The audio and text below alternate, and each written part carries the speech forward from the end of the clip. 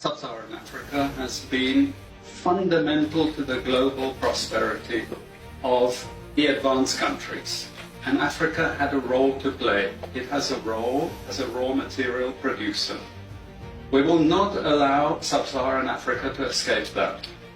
Okay, we do everything to keep Sub-Saharan Africa where it is, also impoverished. It's absolutely vital for the prosperity of everyone else. So let's get clear about that. Okay, and this means all the economic structures, all the global institutions, and the economics we teach everyone is all designed to keep Africa exactly where it is.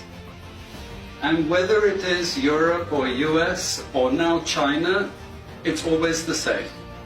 We need Africa to be impoverished because we need those raw materials and we need them dirt cheap. Okay, so that's the message.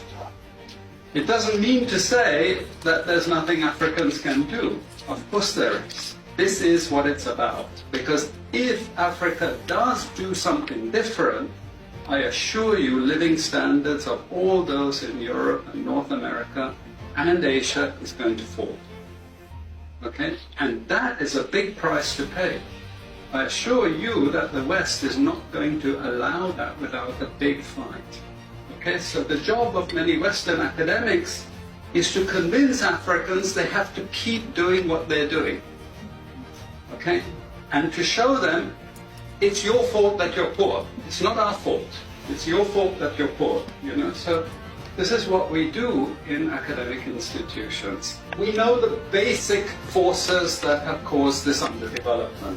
We know it's colonization. We cannot afford to allow Africa to industrialize and start producing manufactures. Okay, so we will do everything to stop that. And I'm going to show you how we actually block that. We had East Asian rapid industrialization processes. So in the earlier period, we had Japan and Korea and Taiwan. Okay, rapid growth, sucking in raw materials from Africa, driving up the prices. After those countries finished industrialization, then Sub-Saharan African growth rate again fell. Sub-Saharan Africa is condemned to this role, just the supplier of raw materials, not a manufacturer. The currencies are collapsing of these countries, and many of them are Sub-Saharan African countries.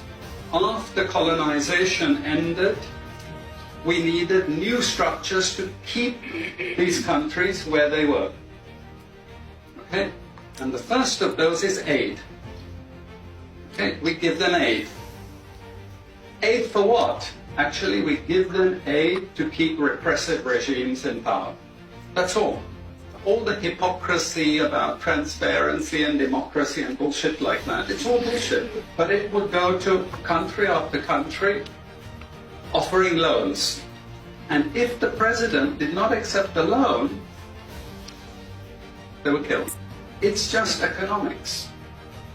It's economic warfare. The rich declare war on the poor. It happens everywhere. It happens in a country. The rich control the government. Of course they do. You really believe you have democracy? Come on. You know, I mean, grow up. Who has all the subsidies and income support? US, Europe. The largest budgets in the world for supporting their farmers are Europe and US. You see, we're keeping them dependent. We're keeping them on a string. This next round of the WTO is designed to block that. To block anyone else getting on top of the ladder.